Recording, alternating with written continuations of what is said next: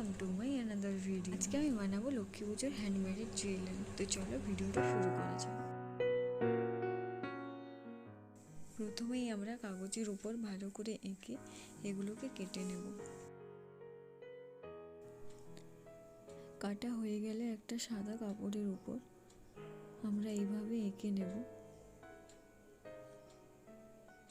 তারপরে এই চিটটা দিয়ে ভালো করে কাপড়টাকে মুড়ে দেব।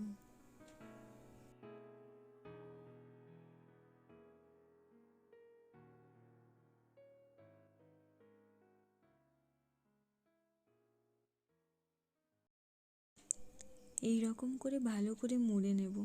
মুড়ে নেওয়ার পর এরপরে আমরা করব কালারের মধ্যে আবার হলুদ আর লালের কম্বিনেশনটা কিন্তু খুব সুন্দর।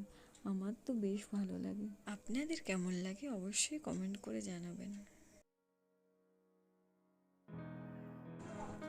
আমি ভালো করে কালার করি, ততক্ষণে তোমরা আমার চ্যানেলটা সাবস্ক্রাইব করে দাও।